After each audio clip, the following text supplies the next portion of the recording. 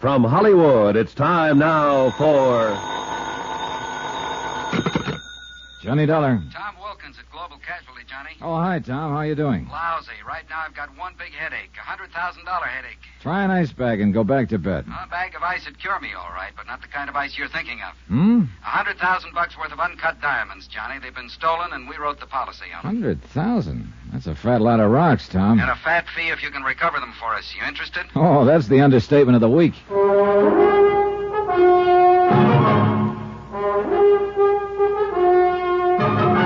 Tonight, and every weekday night, Bob Bailey in the transcribed adventures of the man with the action-packed expense account, America's fabulous freelance insurance investigator. Yours truly, Johnny Dollar.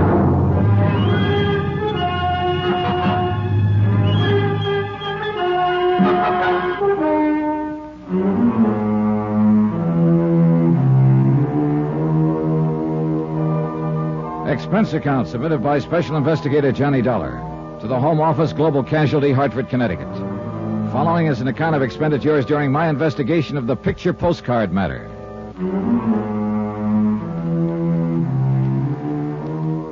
Expense account item 1, $1.25. Taxi to the office of Global Casualty, where Tom Wilkins was waiting for me. Well, looks like we're bucking a pretty well-organized outfit in this deal, Johnny. The way they pulled the job shows they'd planned it out pretty well. How did it happen, Tom, and where? The diamonds were being taken by special courier from Zurich, Switzerland to Amsterdam. They got lifted at the Zurich airport. How? The airport was crowded. The courier was carrying the diamonds in a leather briefcase strapped to his wrist. A fight broke out suddenly. In the confusion, the courier was slugged and the case cut loose from him. After which the fight suddenly stopped, huh? Yeah. It was obviously a rigged brawl.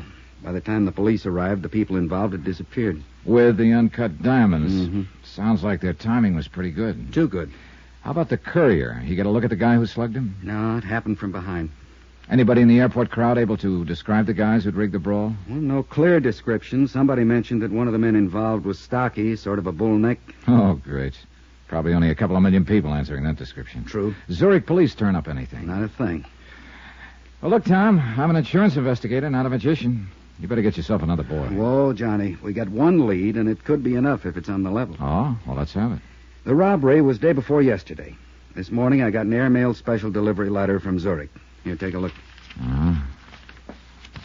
Regarding the recent diamond matter, I have information which may enable you to recover them. For a reward. So I see. And he wants to talk to somebody about it. Yeah. And I nominate you. It's signed Sebastian. Any idea who he is? None at all. As you see, I was to reply to General Delivery in Zurich. I did. Told him you were the one. Uh-huh. How do I find him? I'll read on. You're to register at the Polo Hotel in Zurich. He or she will contact you there. You think it's on the level? I don't know. Could be a phony. Somebody trying to ace in and promote a fast buck. It's happened before. Sure, and this could be another one. But right now, it's the only lead we've got. We got to take a chance and go along with it. I can't say I care for the postscript here. Extreme caution necessary. Leads me to think there's one thing you'd better be real sure about, Johnny. What's that? That you don't get contacted by the wrong guy. And so, with the sun sinking slowly in the west and my morale slowly following suit, I said goodbye to my cheerful friend and set sail for distant shores. Item 2, $622 plane fare and incidentals to Zurich, Switzerland. It was a quiet, uneventful flight, and I had a lot of time to think. But I didn't much like what I was thinking. Whoever had lifted the uncut stones wouldn't exactly like the idea of an informant spilling the beans to me, and I had a slight hunch I'd be lucky if beans were the only thing that got spilled.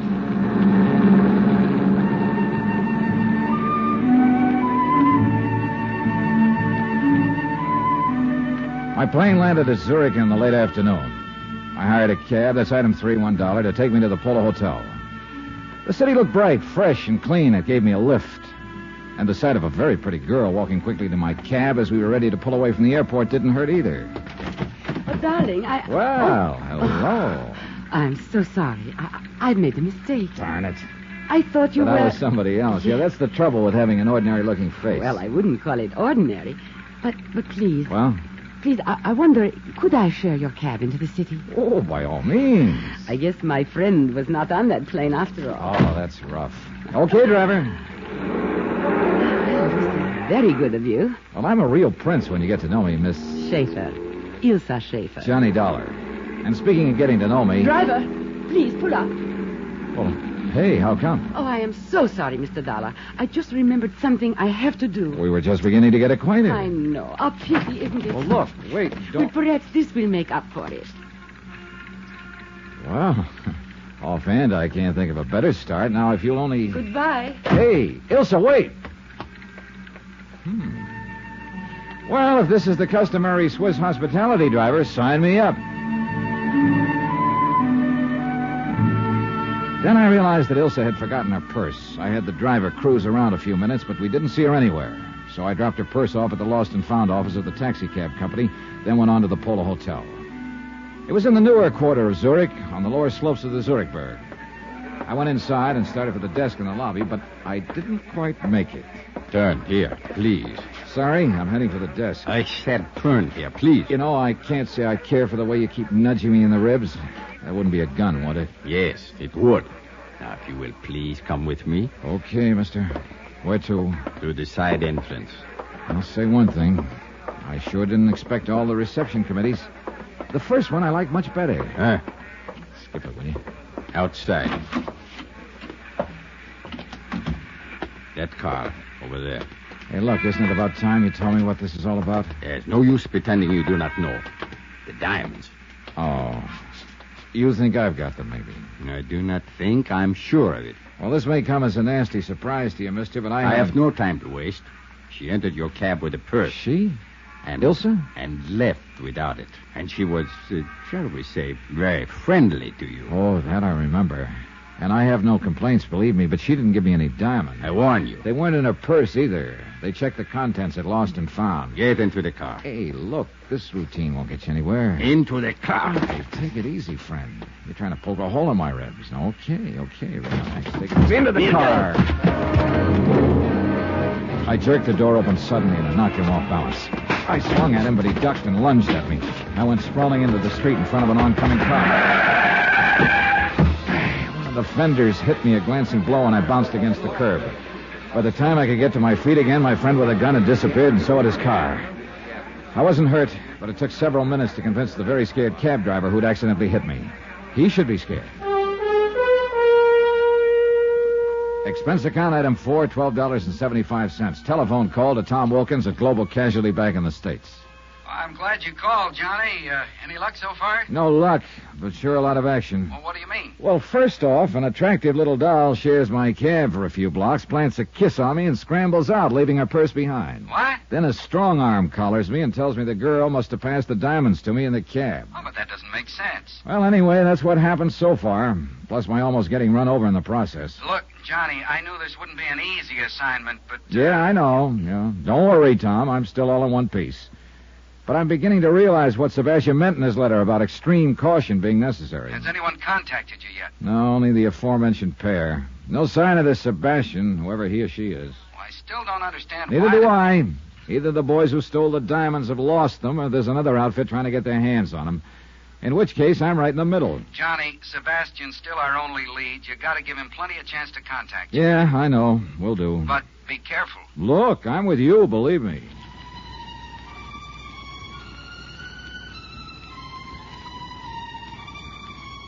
I went up to my room and stretched out on the bed to wait. 2 hours went by. Nothing happened. Finally, I went down to the lobby. Expense account item 5, 30 cents, 2 English language newspapers. I settled down in the most conspicuous chair I could find and waited some more. Still nothing. I worked my way through the newspapers slowly. Then, finally, somebody came over to the chair that was back to back with mine. I took a quick look. He was well-dressed, dark wavy hair, medium height. But he paid no attention to me and started reading his newspaper. Looked like a wrong guess. Maybe I'd have to wait until tomorrow. So I started to get up. Mr. Dollar. What? Please, put your newspaper in front of your face and do not turn around. Okay. Who are you? Sebastian, who wrote the letter to your company in the United States. Oh? It must not appear we are talking to each other. Somebody watching us? I would not doubt it. So you want to talk about the robbery of those uncut diamonds? How do I know you have any real information? I will give you proof presently. But first, let us talk about the reward. What is the amount? Depends on how good the information is, Sebastian. I am talking about the diamonds. Oh? Suppose I were to tell you that I was in a position to guarantee their return. Go on. For $25,000 and no further investigation, I will arrange for the return of the diamonds. I'd have to have proof that you know what you're talking about. Of course. Let me see. My back is to you. Is it your right hand which is closest to the wall and shielded from the lobby? Yeah. Put it down beside your chair. Do not take the newspaper away from your face. Okay. Here. Picture postcard. Yes. Addressed to me, as you see. The writing's in German. What does it mean? It is the equivalent of your American expression, having wonderful time, wish you were here. Signed by F. Gruner. Who's he or she? A friend. Look at the picture on the other side. The Kleibach Inn? Yes. An inn in the town of Kleibach in the Alps, several hours from here. Hey, wait a minute. Are the diamonds at the Kleibach Inn? No. But this postcard is part of the key to their location. Part of the... Oh, now, look, Sebastian, this just isn't good enough. I can't... Shh. Someone is coming. I cannot talk further with you here. It is not safe. Oh, look, Do not worry. I will furnish all the proof you need. When? Tonight. Now listen carefully. I am going. I will leave my newspaper on the floor beside my chair. Wait a few minutes, then get up. Drop your paper, and when you pick it up, pick up mine also. Then what? On an inner page of my paper, I have written my address. Come there in 2 hours. If I am not there, wait for me. Now, just a minute. How can I... Please. There is no time for further questions. 2 hours, Mr. Dollar. In my room.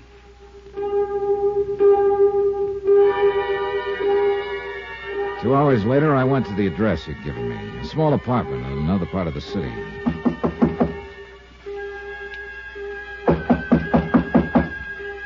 No answer. He hadn't arrived yet. I went inside and waited. 15 minutes went by. No sign of Sebastian. And then something started picking away at my brain, a faint sound. I finally pegged it. A dripping faucet. It came from the bathroom.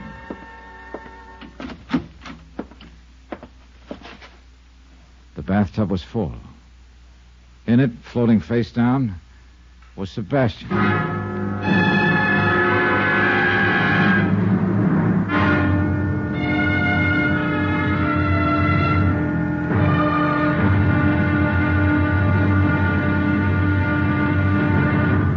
Now here's our star to tell you about tomorrow's episode of this week's story. Tomorrow, a perfect stranger wants to get acquainted, and a beautiful girl asked me to go skiing. Trouble is, either or both of them could be trying to kill me. Join us, won't you? Yours truly, Johnny Dollar.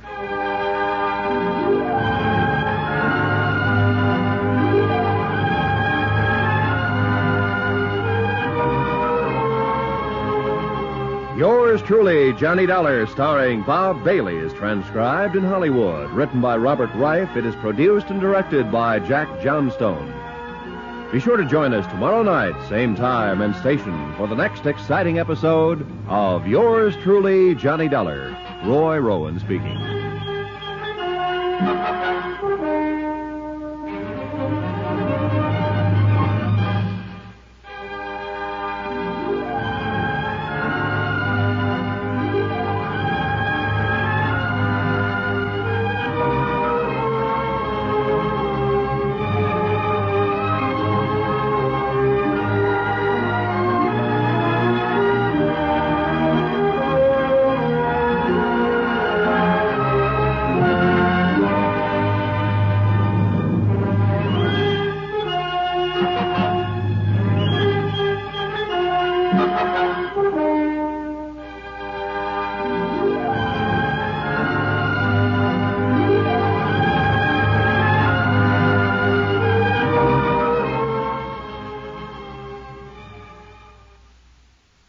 From Hollywood, it's time now for Johnny Dollar. Inspector Herniger of the Zurich Police, Herr Dollar. Oh, yeah, Inspector. I talked to one of your men last night. Yeah, when you report the murder of this man called Sebastian. Yeah, any line on this killer? Not as yet. We are somewhat at a loss as to motive. That I think I can supply. So? Sebastian apparently had information about the robbery of some uncut diamonds here in Zurich. So? Yeah, and he was willing to sell his information. But somebody called off the sale permanently. So find the man who lifted the stones, and we'll have Sebastian's killer. Perhaps. You don't sound convinced. It appears quite possible, Herr Dollar, that Sebastian was killed by a woman.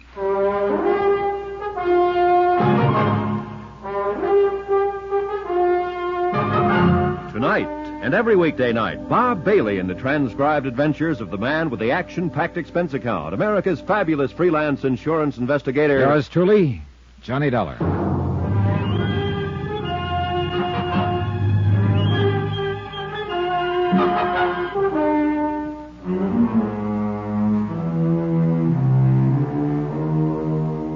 Expense account submitted by Special Investigator Johnny Dollar to the Home Office, Global Casualty, Hartford, Connecticut. Assignment, the picture postcard matter. Location, Zurich, Switzerland. Expense account continued.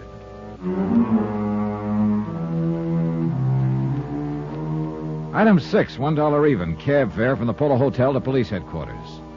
Inspector Herniger was a big man who moved and talked slowly. But one look at his very cold, slate-gray eyes told you his brain was moving a lot faster. Herr Dollar, I believe you told my lieutenant last evening that you were an insurance investigator. That's right, Inspector. And that you are in Zurich to investigate loss of 100,000 American dollars in diamonds at the airport a few days ago. Right. Well, perhaps you had better supply me with such background as you may have. Gladly. The robbery itself, of course, you know about. A fight broke out at the airport. We know that it was, as you say, rigged to create confusion. Yeah, and in the confusion, the courier who was carrying the stones was slugged. His briefcase was cut away from his wrist. Whereupon the assailants quickly melted away into the crowd. The exactness of their timing suggests that they were well organized and had planned the robbery in some detail. The next day, the company I'm representing got a letter from this man, Sebastian. He claimed to have information on the robbery and would help us recover the stones for a price. And you were sent to contact this Sebastian? Yeah. Or rather, I was sent here so that Sebastian could contact me. And did he? He did. But as it turned out, he practically had to stand in line. I am afraid I do not follow you. Well, first off, a very attractive young lady popped into my cab as I was leaving the airport for the hotel, asked to share the cab. Oh? 2 blocks later, she had the driver stop, planted a kiss on me, and jumped out. Indeed. You Americans seem to work fast, Herr Dollar. Yeah, I'm afraid I can't chalk up the incident to my personal charm, Inspector.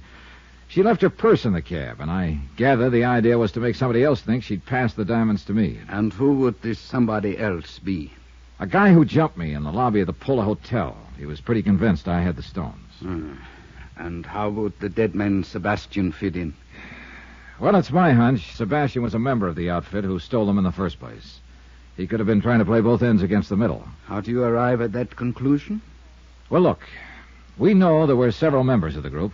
Okay, so they're bound to take a big loss when they fence the diamonds. They'd be lucky to get half the value, which would be $50,000. True. Split 3 or 4 ways, that would cut the shares down considerably. But if Sebastian could engineer the return of the stones and collect a $25,000 reward for it, he'd be way ahead of the game. And Sebastian was secretly negotiating with you. Yeah, behind a newspaper in the hotel lobby. He wanted me to meet him in his room later so we could talk. I went there. I found him in the bathtub dead. And he had given you no specific information as to the location of the diamonds? Only this, Inspector. A picture postcard? Uh-huh. The Kleibach Inn. He told me Kleibach was a small resort village up in the Alps. I know the place. The card is addressed to Sebastian and signed by F. Gruner. He said Gruner was a friend of his. Perhaps the diamonds are at the Kleibach Inn? He said no, that this card was only part of the key to finding them. And he gave you no indication as to what the rest of the key to their location was? No, none at all. I gathered that's what we were going to talk about in his room later. But somebody else apparently had different ideas. Yeah. Say, look, you said over the phone that Sebastian's killer could have been a woman. Well, he was struck on the head from behind, but only hard enough to stun him. His death was due to drowning in the bathtub. Many times in our experience, women have chosen such a method. The woman, then, could be Ilse. Yeah. Or perhaps one of Sebastian's gang who learned of his plans. Very annoying, Herr Dollar. Many possibilities. But nothing tangible. Well, I'm heading for that place on the postcard, Inspector. The Kleibach Inn? Yeah. At this point, part of a key is better than none.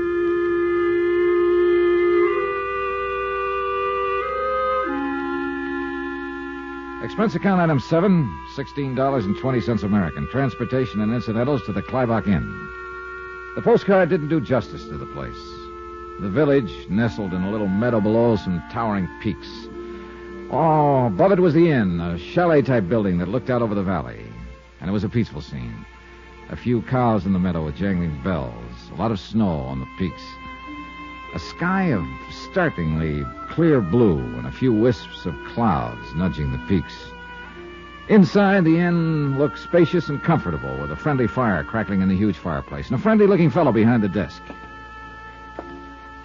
Welcome to the Kleibach Inn. Well, thanks. Please sign here. Okay. Thank you, Herr Dollar, is it? Yeah. You the manager? Yeah, I am Otto Friedrich, your host. Well, maybe you could help me, Otto. I am at your service. All right. Take a look at this postcard. Oh, what's the matter? That is not the good picture of the inn. I had some new ones made. You see, the lighting is wrong in this picture. The entire north wing is in the shadows. Now, in the good picture... Yeah. Well, what I want to know is, do you sell these cards here? Not those cards, no. I have the new cards. See, here's one.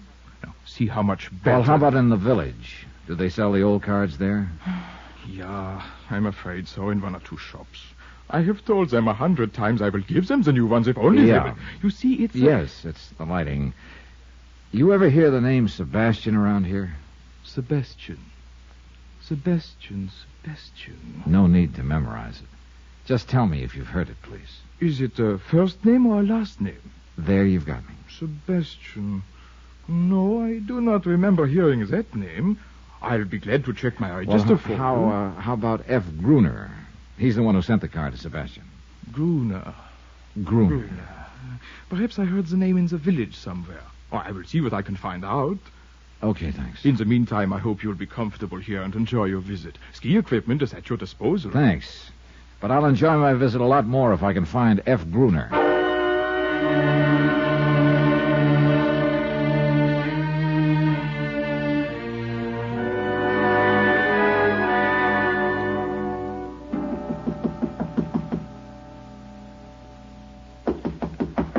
Okay, coming.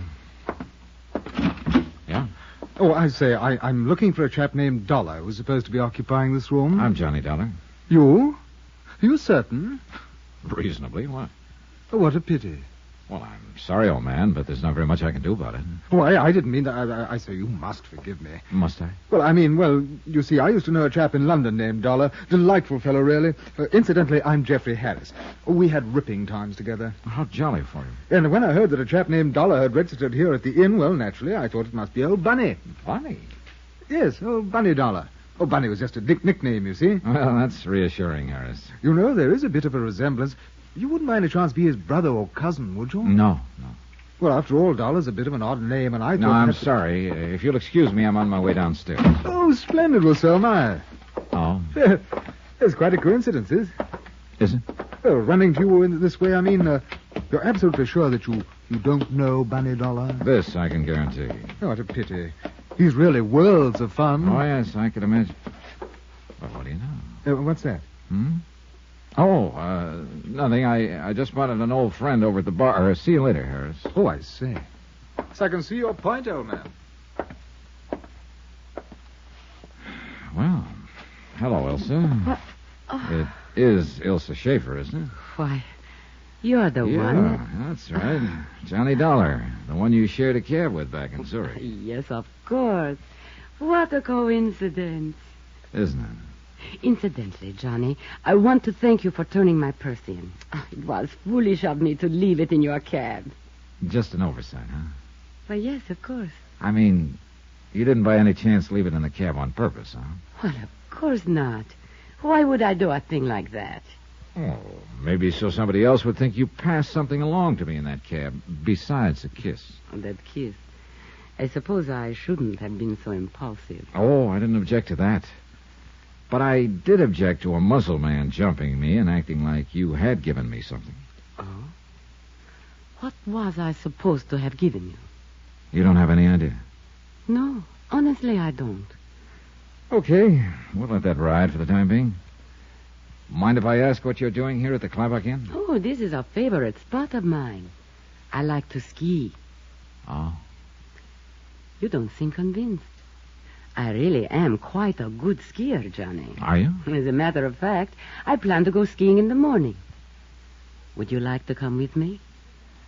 Well, that might be pretty interesting. Just a minute. I'll go check with Otto, see if I can borrow some skis. Be right back. All right, Johnny. Ah, Herr Dollar. And how are you enjoying your stay so far? Just fine, Otto, fine. Look, about that girl over at the bar. Fräulein Schäfer. Oh, a most attractive young lady, no? A most attractive young lady, yes. This seems to be a favorite spot of hers. I am very happy to hear that, Herr Dollar. I suppose she comes here often, huh? This is her first visit to the Kleinbach Inn. You're sure about that? Of course. I would certainly remember a young lady like her. Yes, this is her first visit, but I hope it will not be her last. Don't count on it, Otto.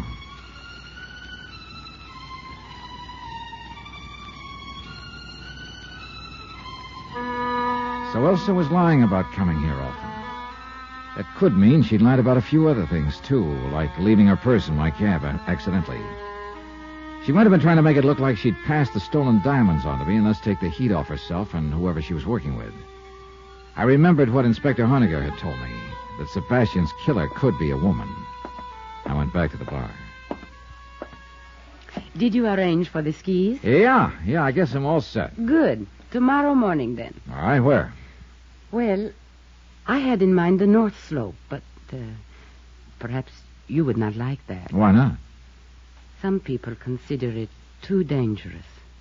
Oh, I don't think I should worry about the danger, do you? Mm-hmm. After all, Elsa, I'll be in the best of hands. Thank you. I'm sure you'll take good care of me. I will certainly try to, Johnny.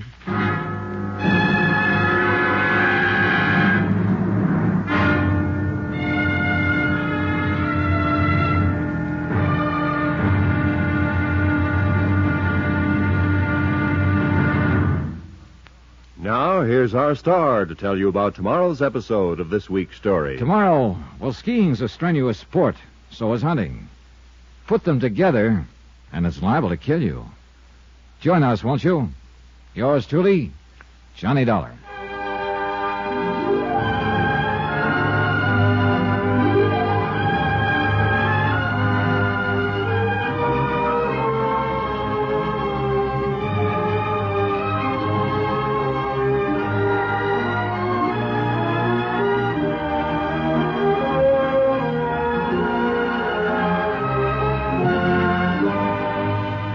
Yours truly, Johnny Dollar, starring Bob Bailey, is transcribed in Hollywood.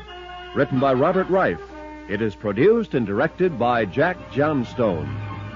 Be sure to join us tomorrow night, same time and station, for the next exciting episode of Yours truly, Johnny Dollar. Roy Rowan speaking.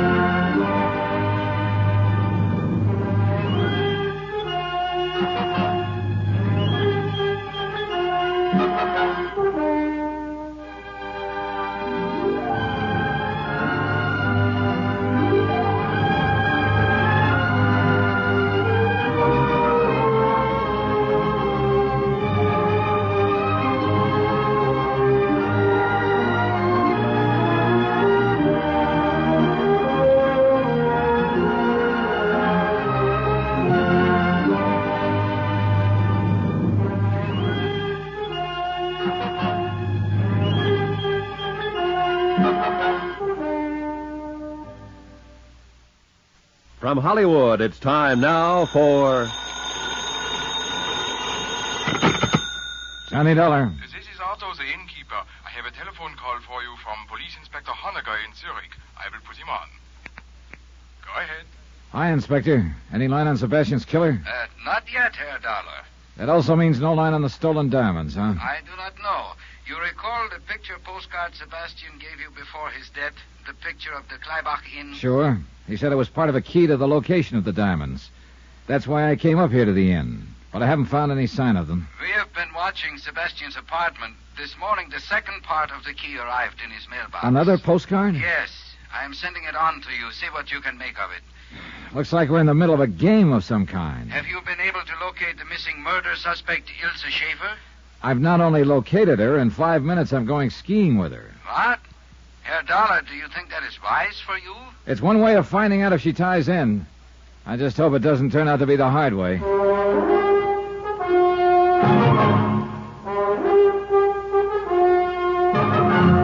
Tonight, and every weekday night, Bob Bailey in the transcribed adventures of the man with the action-packed expense account, America's fabulous freelance insurance investigator. Yours truly, Johnny Dollar.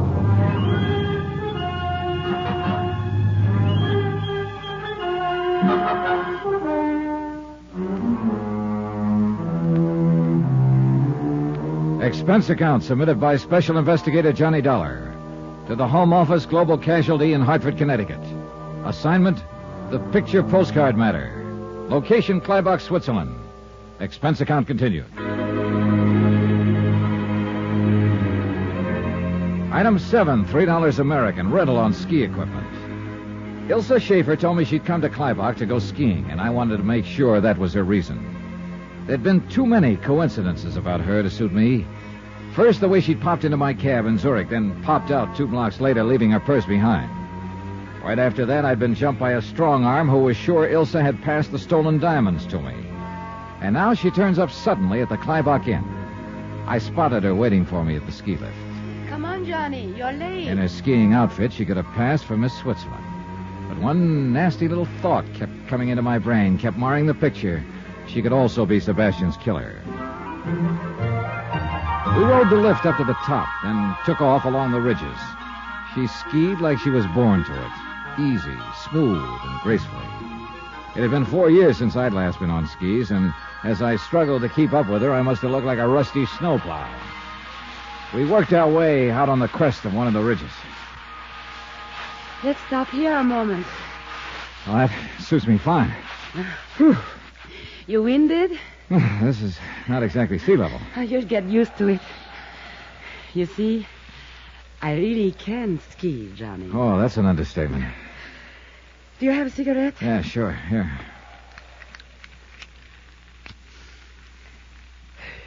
Thanks. Isn't it beautiful up here, Johnny? Yeah. You see that little dot way down there? That is the inn. A long way down. That's what I like about skiing. Everything is so remote, so far below. When you're up here, all that down there, it just doesn't exist anymore. It's always there when you get back, though. You are too practical, Johnny. But, you know, it's fun being with you. Thanks. I still can't get over it. What? Well, the coincidence that I should share your cab in Zurich and then run into you again at the Kleibach Inn. But I am glad. Aren't you? Can't say that I... Johnny! Oh, must have come from that other ridge behind the rocks. Closer. We're sitting ducks on this ridge. Quick! Down the left side of it. There is a shortcut. Let's go. Keep low, Elsa. Who could be shooting at us? We'll figure that out when we get out of range. Oh, He's still right with us. we'll be out of sight in a moment. Could be a moment too late. There. We are past the shoulder. Yeah, slope's pretty steep here. This is the quickest way. The shoulder of the ridge will keep us out of sight. Maybe. What do you mean? If we get going much faster, we're going to take off. Hey, ahead of us, a cliff. Johnny, stop! What do you think I'm trying to do? Johnny, watch out! Can't Johnny! Oh, brother. Johnny, 4 feet more and I'd... thank heaven. This was a real great route you picked, Ilsa. Oh, I can't tell you how sorry I am. Sorry I didn't go over the edge. Oh, of course not. I mean, I'm sorry that in the excitement, I forgot about the avalanche. Avalanche? Yes, several months ago. It took away part of the slope and left this sheer drop. Forgot about it, huh? Well, I just told you I did. I noticed you didn't have much trouble stopping in time. But I was behind you. Oh, yeah, that's just where you were, behind me. What are you trying to say, Johnny? Just that this is one coincidence too many, Ilse. We just happened to stop on the top of the ridge, right where I make a grade A target. Then you just happen to forget there's a sheer drop on this shortcut you got me to take. But I explained Come on, we're that... going back to the inn.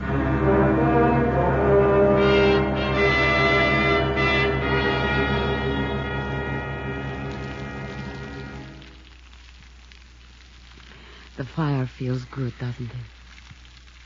Johnny, what is it? What's the matter? All those things you said up on the ridge. I'm waiting, Elsa. Waiting for what? For you to open up and tell me what this is all about and how you fit into the deal. Deal? Oh, cut it out, will you? You didn't just happen to share my cab back in Zurich. The whole thing was rigged so it would look like you passed those stolen diamonds along to me. Stolen? Johnny, I don't know anything about stolen diamonds. I suppose you also don't know anything about a man named Sebastian. Oh, yes, I know Sebastian. What has he got to do What about with... his murder? Murder? Oh, no. Oh, yes. Why, I can't believe it. Sebastian dead. Yeah, and you've already admitted you knew Sebastian. Now let's have the rest of the story. Straight. Oh, well, Sebastian was a friend of mine. Friend? Nothing more. He had asked me to share your cab at the airport and to leave my purse in it. Why did he want you to do that? I don't know. He said he was in some kind of trouble and needed help. He said if I would do that, it would help him. Ilse, you'll have to do better than that. But I am telling you the truth. No, you... Hey, wait a minute. You claim you didn't know what kind of trouble Sebastian was in. No, he didn't tell me. You also claim you don't know anything about the diamonds? $100,000 worth? What? I read about that in the newspapers, but... Oh, wait a moment. Are you saying that Sebastian was involved in it? Up to his ears. I'm sorry to hear that, Johnny. But you must believe me. I did not know anything about it. You're either telling the truth or you're a whale of an actress, Ilse. I'm telling you the truth.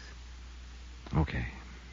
But about that taxi cab in Zurich, I don't understand. Sebastian was trying to double-cross the rest of the outfit by negotiating with me for the return of the diamonds. But apparently there was another outfit after the diamonds. He wanted to make it look to them like he'd passed the diamonds along to take the heat off. You said a man attacked you after I had left your cab. Yeah. He obviously thought you'd slip me the diamonds. Oh. So Sebastian was setting me up as a patsy on the one hand and negotiating with me on the other. Who could have killed him? Good question. Could be the outfit trying to grab the stones. Or Sebastian's own crowd found out he was trying to sell them out. And the person who shot at us up on the Same ridge? two possibilities. Which reminds me, you still haven't explained how you happened to come up here to the Kleibach Inn. Oh. Well, Sebastian told me he had unfinished business in Zurich, and he would meet me here in a few days, and we would go skiing. I see.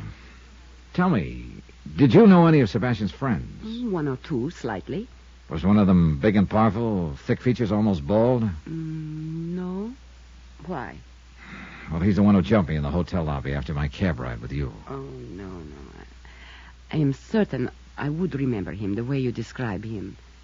Oh, there was a man Sebastian spent a great deal of time with, but he was short and stocky with very thick neck. Well, that fits the description of one of the men in the robbery at the Zurich airport. Do you know his name? Why, Brunner, I think it was. Could it have been Gruner? Yes, Gruner. The man who sent the postcard to Sebastian. Yeah, that ties in all right. Postcard? Oh, well, skip that. Was one of Sebastian's friends an Englishman? Not that I know of. Why? Well, a fellow named Jeffrey Harris here at the hotel's been trying to strike up an acquaintance with me. Claims he thought I was old Bunny Dollar, a friend of his from London. Oh, well. Johnny, if you'll excuse me, I'm very tired and upset about this news of Sebastian. I think I'll go to my room. Yeah, okay, Elsa. If there's anything more I can do Don't to worry. help you. I'll let you know. All right. I'll see you later. Herr Dollar, Oh, Otto. did you enjoy your skiing? Well, let's say it was real interesting. Got a question for you, Otto. Huh? As a man of experience, how do you tell if a woman is lying? Oh, Herr Dollar, as an innkeeper, I learned long ago that one listens to a woman, agrees with her, smiles politely, keeps his eyes open, and believes what he wishes about her. Yeah, well, I guess that's as good advice as any. Herr Dollar, this letter arrived for you from Zurich by special messenger while you were out. Oh, yeah, I was expecting it. Thanks, Otto. One more thing. Yeah? Did anybody else go skiing this morning? From the inn? No. I see. But the Englishman... Jeffrey Harris? What about him? He likes to climb the rocks. He went out for a while. Climbing rocks, huh? Thanks a lot. Yeah. Jeffrey Harris could be my boy, all right. But at the moment, I was more interested in the contents of the envelope Police Inspector Honegger had sent me from Zurich. I tore it open and examined the postcard inside. Expense item 8, 2.5, long-distance call to Zurich and Honegger. You received the postcard, Herr Dollar? Yeah, from Gruner to Sebastian, a picture of a chalet on the side of a mountain. You say this card arrived in Sebastian's mailbox? This morning. Apparently, Gruner is unaware of Sebastian's death. What do you make of the card? Well, the chalet in the picture is sort of a small halfway house for skiers. Is it attended? No, empty most of the time. Herr Dollar, possibly the first postcard of the inn was simply for the purpose of guiding Sebastian to Kleibach.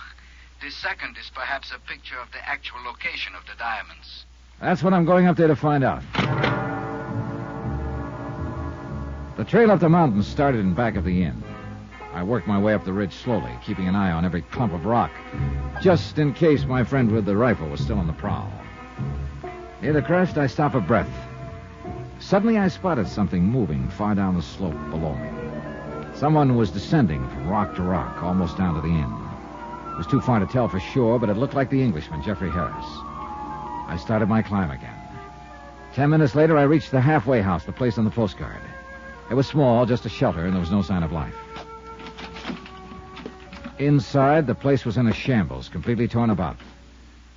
If this had been the hiding place of the stolen diamonds, somebody had sure beat me to it.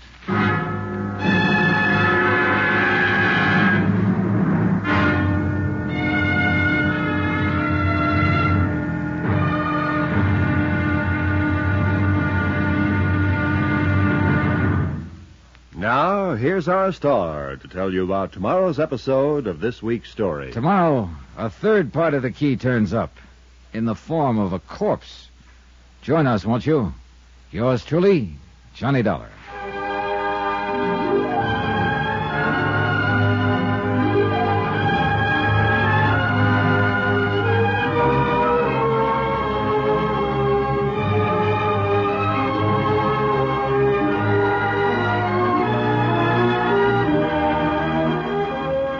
Yours truly, Johnny Dollar, starring Bob Bailey, is transcribed in Hollywood.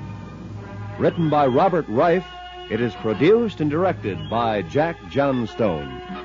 Be sure to join us tomorrow night, same time and station, for the next exciting episode of Yours truly, Johnny Dollar. Roy Rowan speaking.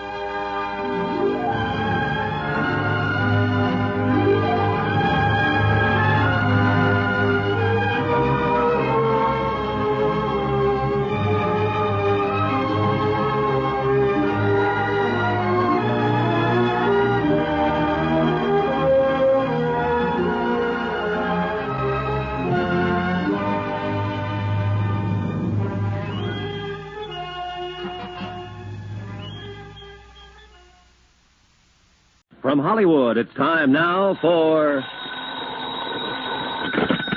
Johnny Dollar. Inspector Honegger of the Zurich Police, Herr Dollar. Hi, Inspector. Where are you? Downstairs in the lobby of the inn. I came up from Zurich to see if that picture postcard I sent you was of help in locating the stolen diamonds. Afraid not, Inspector. I located the chalet on the postcard, all right. It's sort of a shelter for skiers up on a ridge. Well? Well, when I got there, the place had been turned upside down. If the diamonds were hidden there, somebody sure beat me to it. I see. So it looks like we're at a dead end. Perhaps not. What do you mean? You recall that in Zurich a large man attacked you thinking that you had the diamonds? Recall it. I've still got the lumps to prove it. What about him? A man answering that description bought a railroad ticket here to Kleibach last night. Oh?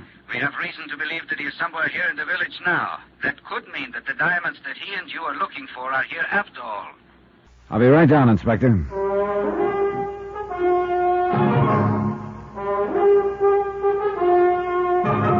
Tonight and every weekday night, Bob Bailey in the transcribed adventures of the man with the action-packed expense account, America's fabulous freelance insurance investigator. Yours truly, Johnny Dollar.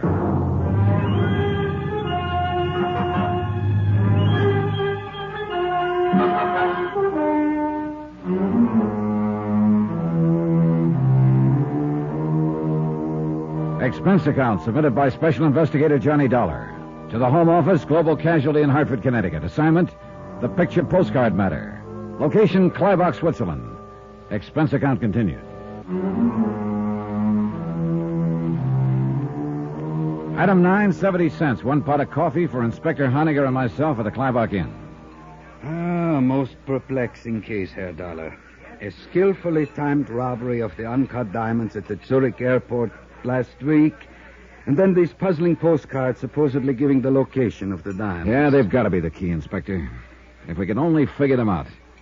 Look, we know now that Sebastian was in on the robbery and was trying to negotiate secretly for the return of the stones. Yeah, and he told you before he was murdered that the postcard he gave you was a part of the key to the location of the diamonds. That's right. It was signed by a man named Gruner. And according to Ilse Schaefer, Gruner was a friend of Sebastian's. Her description of Gruner matches one of the men in the robbery at the airport. What of this young lady, Ilse Schaefer? What do you make of her? Well, that's a good question, Inspector. I wish I knew the answer. I hope she's in the clear. Hope? Oh, I see. All right, so I'm normal. Yeah, she is a very attractive young lady. But there is also the chance that she is involved, that she killed Sebastian. I know. She could be involved, or she could be innocent. It's a 50-50 proposition, I guess. Pay your money and take your choice. More coffee, Inspector? Please.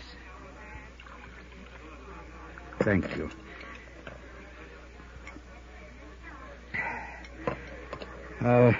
What is her story? Well, I finally got her to admit she didn't share my cab in Zurich and leave her purse in it just by coincidence. It was Sebastian's idea to make it look like she'd passed something along to me. But why would Sebastian wish to make it appear that you had the diamonds if he was trying to negotiate with you for their return? That does not make sense. Actually, I think it does, Inspector. It could go together this way. After the robbery, the gang split up. Gruner was to hide the diamonds, then get word to Sebastian as to their location. Of this much we are fairly certain. Okay. But now Sebastian gets the bright idea of double-crossing his buddies.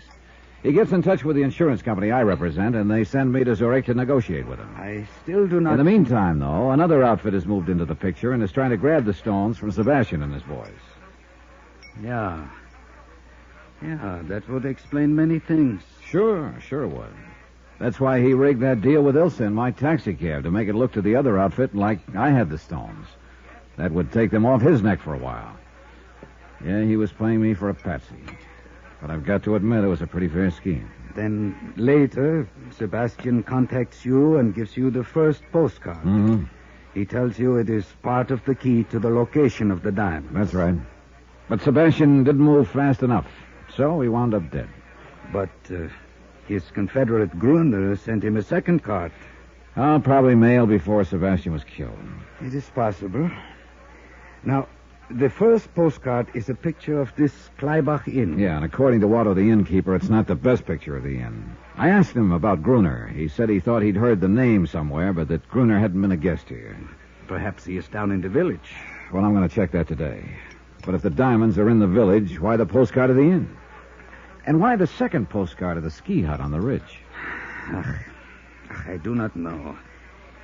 Is there anybody here at the inn that you suspect of being an accomplice of Gruner and Sebastian? Ilse Schaefer, for one. She claims Sebastian told her he'd meet her here in a few days for some skiing. I see. Anyone else? An Englishman named Jeffrey Harris. He seems pretty interested in me. Claims he thought I was a friend of his from London. He might be telling the truth.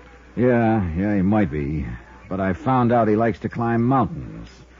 And he was up there somewhere this morning when Ilse and I were skiing and got shot at. Do you think Fräulein Schäfer could have maneuvered you into that position? Well, if she did, she had a lot of confidence in the marksmanship of her buddy in the rocks. And you told me she suggested a route of escape which ended suddenly at a cliff. Which I almost went off of. Yeah, Inspector, I hate to say it, but she could be the one. And I've got to find out one way or the other. Which means I'm going to stick pretty close to her for the time being. I gather that prospect is not entirely unpleasant to you. But be careful, Herr Dollar. She could be dangerous. So could Jeffrey Harris. On my way to the ski hut this afternoon, I spotted him down the mountain from me. And the ski hut had been torn apart. Yeah. If the diamonds were there, they're gone now. And Harris could be the boy who beat me to them. If he or anybody attempts to leave Kleibach, one of my men at the railroad station will report it. Well, I must be getting back to Zurich, Herr Dollar. Who knows? Perhaps these postcards are just decoys. And the stones are still in Zurich? No, I'd bet my bottom dollar they're here in Kleibach somewhere. If I could only figure out the meaning of those postcards. Yeah. Otherwise, why would the man who attacked you in Zurich have come here? He must be hiding out in the village somewhere. Well, perhaps I can turn up something else of help in Zurich. Right now, Inspector, anything would be of help, believe me. After Inspector Honegger left, I studied the postcards again, but I got nowhere. One of the inn, the other the ski hut. What did they mean? I went out on the balcony outside my room and looked up at the mountains. But I couldn't see the ski hut from there. A ridge was in the way. I did see something else, though. 3 rooms down the balcony, Jeffrey Harris's French doors were open. His room was empty. So I decided to have a look. I wasn't sure just what I was looking for. Anything that would indicate whether or not Harris was involved in the whole thing. I worked my way to the closet, turning up one big nothing. His clothes were hung neatly in place, and in one corner was stacked some climbing gear. I reached around behind it, and my hand touched metal. I pulled it into view. A rifle with a telescopic sight. I sniffed at the barrel. The gun had been fired recently.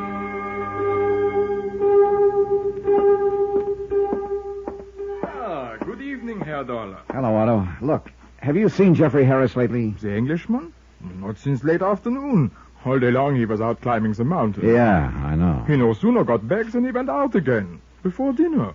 And it was a good dinner tonight, too. Any idea where he went? None. Could be in the village. Look, tell me something.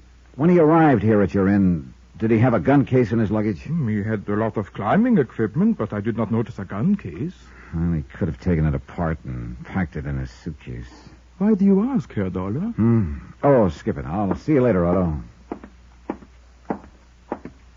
Johnny, Oh, hello, Elsa. I've been looking for you. Yeah? Have you been able to find out who was shooting at us up on the ridge this morning? I'm not sure yet. You still do not trust me, do you? I don't know, Elsa. What can I do to prove to you that I am not involved? In what? Anything. The diamond robbery, the murder of Sebastian, the attempt on your life this morning.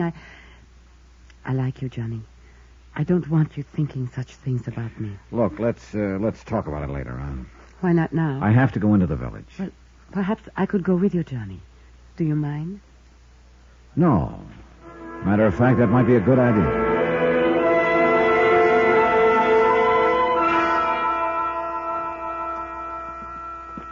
Nice in the village tonight, isn't it? Yeah, it is. Quiet, too. You seem to be looking for something, Johnny. For someone, Elsa. Who? The Englishman, Jeffrey Harris. Oh?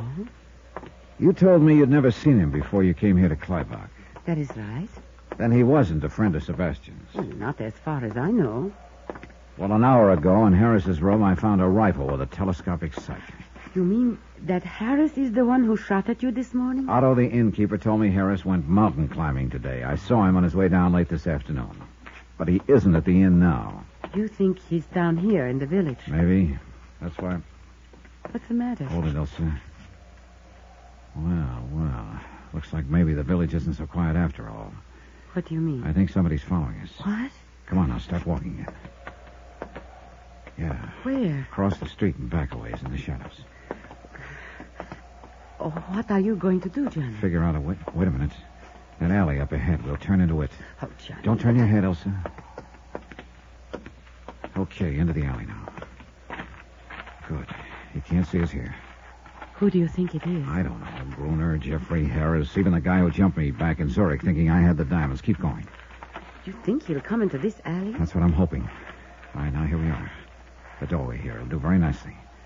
Look, Ilse, you keep going down the alley, cut across to the next street, and go back to the inn. But what are you going to do? Wait for him. Go on now, go on. No, Johnny. Look, you do as I want to stay with you. Don't be silly. It could get a little rough around here all of a sudden. Johnny. There's nothing you can do here, Ilse, so do what I tell you. Now get moving. Now. She looked at me a moment, then went down the alley and out of sight. A couple of minutes went by. Nothing. Then I heard steps. He was approaching the alley, whoever he was. Now he was at the entrance. I pressed back into the doorway. A few more feet. Wait a minute. He decided not to bite. I edged out of the doorway and back to the mouth of the alley.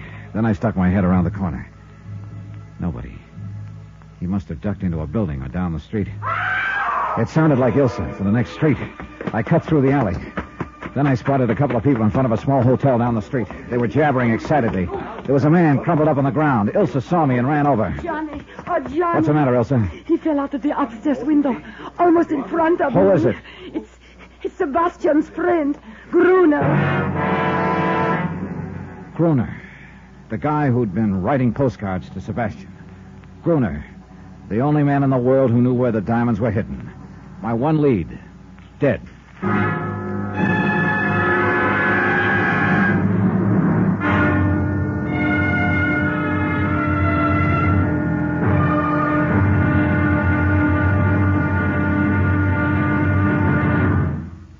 Now, here's our star to tell you about the final episode of this week's story. Tomorrow, the wind-up. I find out some people will not hesitate to kill anyone who gets in their way. And that's not so good when the man in the way is me. Join us, won't you? Yours truly, Johnny Dollar.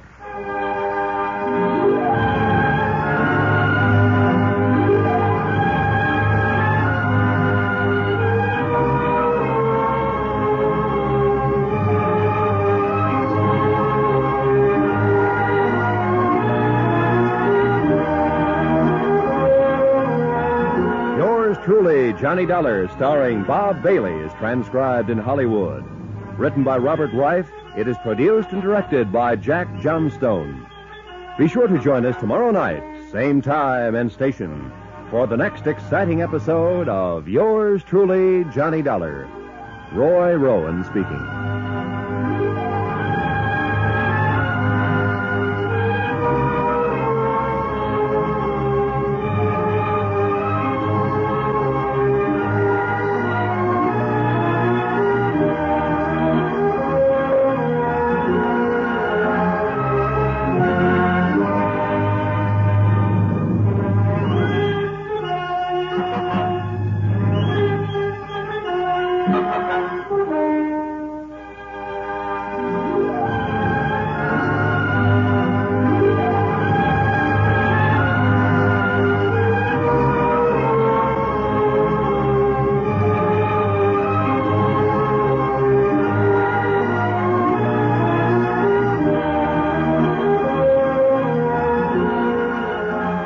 From Hollywood, it's time now for Johnny Dollar. This is Otto, the innkeeper, Herr Dollar. Oh, good. I was away from the desk for a few minutes and just received the message that you called. Look, Otto, I'm at the little hotel down in the village. You're not planning to move out of the Kleibach Inn, I hope. No, listen. I want you to do me a favor. Of course. Have you seen Jeffrey Harris? The English gentleman? No. Then keep a sharp eye out for him. Oh. Yeah, and the minute he gets back to the inn, call me. But don't let him know you're calling me. Whatever you say, Herr Dollar. But is something wrong? Plenty. This man named Gruner I've been looking for. You have found him? I've found him, all right. Dead. What? And it looks like his killer is here at this hotel.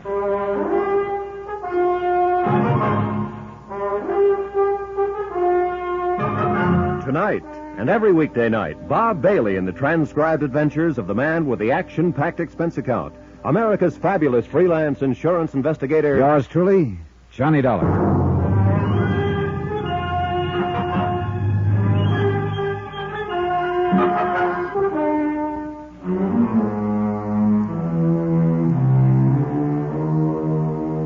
Expense account submitted by Special Investigator Johnny Dollar, location Kleibach, Switzerland.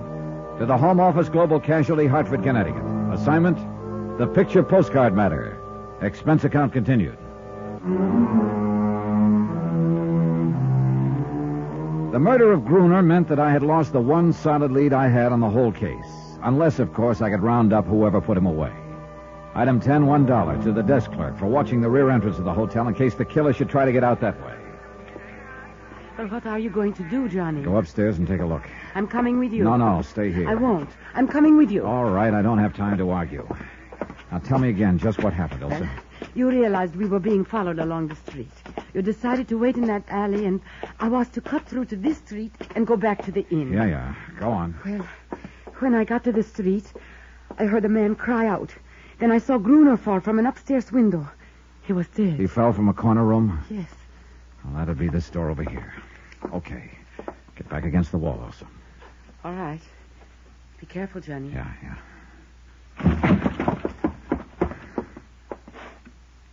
Empty. Maybe one of the other rooms, Johnny. Yeah. Hey. Somebody just locked up. That was down the hall. Yeah, come on. That room at the end. Get back, Elsa.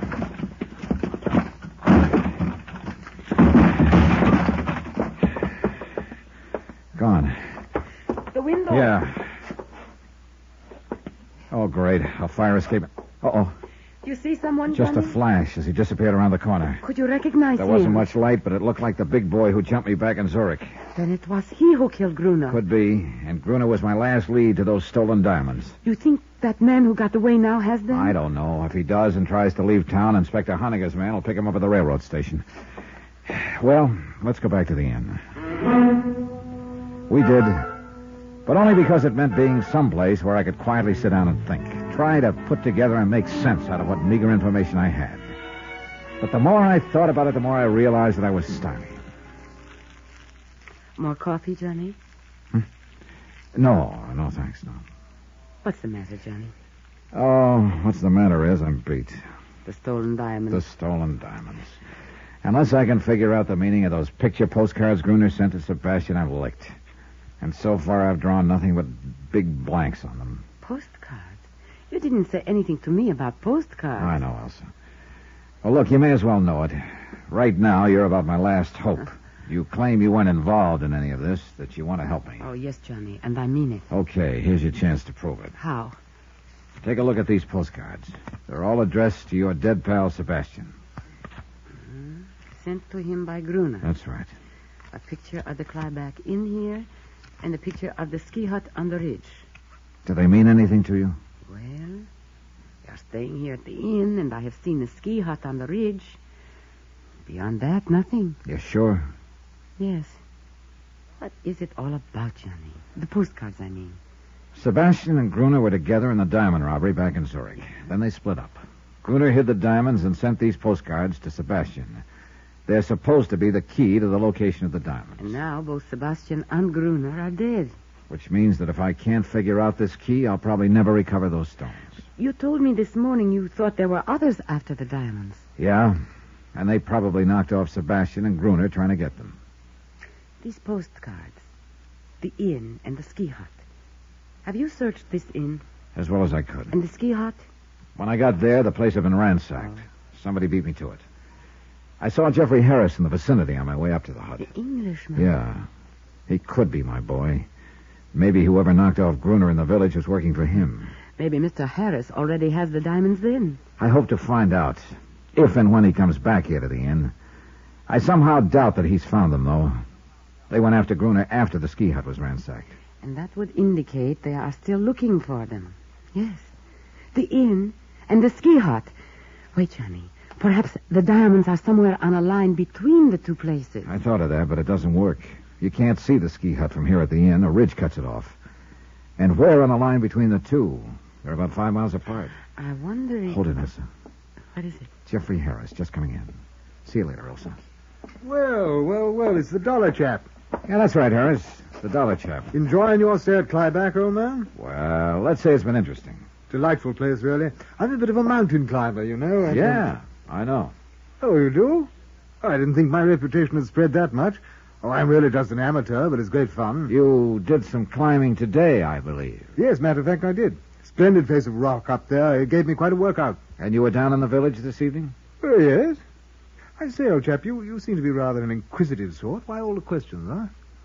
Well, this morning I got shot at up on the ridge. What's that? This evening a man was murdered in the village.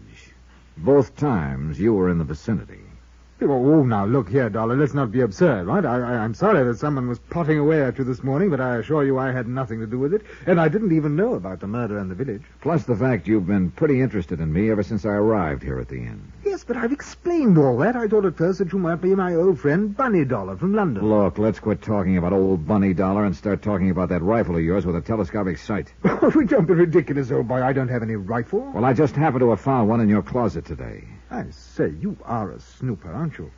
But you must have gotten to the wrong closet. I tell you, I don't own a rifle. It was there, all right, and it was your closet. Well, then somebody left it there by mistake. Now, look here, Dollar. I haven't the slightest idea what you're driving at, but I assure you I am in no way involved. And I must say I don't care for your attitude or behavior. Hey, to think I had you confused with old Bunny. Well, you're not in the least like him. No, prowling in my closet. I guess I drew a blank there. Elsa, where did you... Herr Dollar? Oh, Otto. Where did Elsa go? Why, I do not know. She was sitting there a few minutes ago. Perhaps she went up to her room. Yeah. Herr Dollar, this man you were looking for, Gruner. I'm not looking for him anymore, Otto. Like I told you over the phone, he got himself killed in the village this evening. I know. And that is what made me think you might be interested in this. Oh, hey, another postcard. Where'd you get it? It arrived today. It was addressed to the man called Sebastian in care of my inn. That means Gruner didn't know Sebastian was dead. Hey, this could be the missing part of the key. Key? A picture of the village square. Does that mean something to you, Herr Dollar? I'm sure it means something, all right. But I'm not sure what. I went to my room and put the 3 postcards side by side. The inn, the ski hut on the ridge, and the village square. The trouble was I couldn't be sure this was all there was to the key. Maybe Gruner had planned to send more cards, but he wouldn't be sending any now. Yeah, from any point of view, I was getting nowhere. Then I stopped cold. Point of view. I looked at the cards again. You couldn't see the ski hut from the inn, and you couldn't see the inn from the village. But maybe, just maybe, there was some point from which you could see all 3. I went downstairs and outside. It was a moonlight night. I started walking slowly toward the village, keeping the inn in sight behind me. Finally, I came to a point in the road where I could see both the inn and the village square in the distance. But I still couldn't see the ski hut. There was a ridge in the way. I started cutting across a field. It looked like a little deserted farm. A shed loomed up in front of me, a small, broken-down barn. And then, just as I got to the barn, the ski hut on the ridge came into view. I stopped and checked. Yeah, I could see the inn, the village square, and the ski hut. And this was the one point from which the scenes on all 3 postcards were visible. This had to be it. I went inside. The barn was empty except for some straw in one corner. I ran my hands through it, and I pulled out a leather case.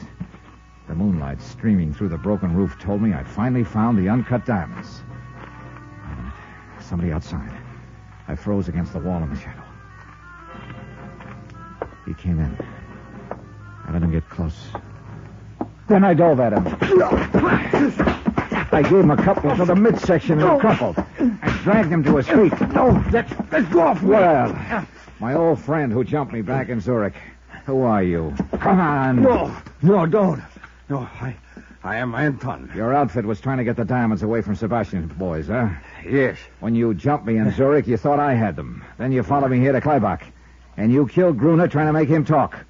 Okay, who are you working for? Spell it. No, nobody. I am working alone. Don't give me that. You haven't the brains to mastermind a deal like this. Now, who's the boss? I can't tell you. Open up, Anton. Start talking. That is enough, Herr Dollar. What? Otto. Stand very still. Well, so the little innkeeper is Anton's boss. You stupid fool, Anton. Yeah, well, what could I do, Otto? I didn't know he had me approaching. One blunder after another. But I think I get it now, Otto. It was you who shot at me up at the ridge this morning. Then you planted the rifle in the Englishman's room. I realized after I had missed that perhaps it was just as well, Dollar. Sure. You realized I might be able to help you. You couldn't figure out the location of the stones, although you had one of the postcards.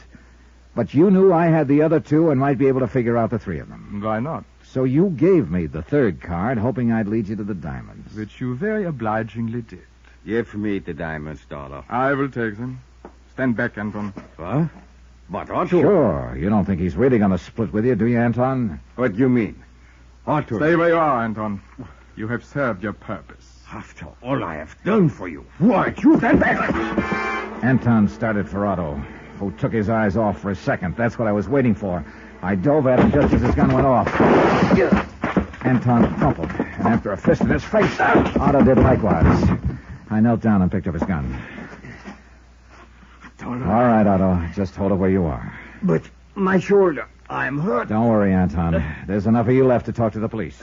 And you know, I got a hunch you're going to be a real cooperative witness.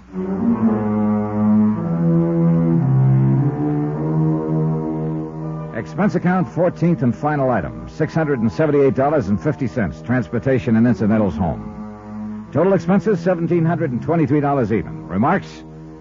Otto and Anton were turned over to Police Inspector Honninger. The diamonds are in safekeeping. About Otto. Well, greed is one of the 7 deadly sins. It sure turned out to be the deadliest one for Otto. About Elsa? Well, please consider me available for any future assignments in Switzerland. End of report.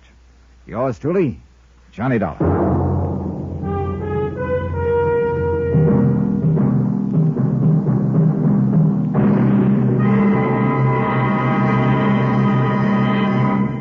Now, here's our star to tell you about next week's story.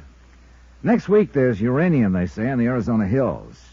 There's also a killer with 3 victims behind him, and he's looking for another. Join us, won't you? Yours truly, Johnny Dollar. Yours truly, Johnny Dollar, starring Bob Bailey, is transcribed in Hollywood. Written by Robert Reif, it is produced and directed by Jack Johnstone. Heard in our cast were Lucille Meredith, Victor Perrin, Forrest Lewis, Stan Jones, and Ben Wright. Musical supervision by Amerigo Marino. Be sure to join us on Monday night, same time and station, for another exciting story of yours truly, Johnny Dollar. Roy Rowan speaking.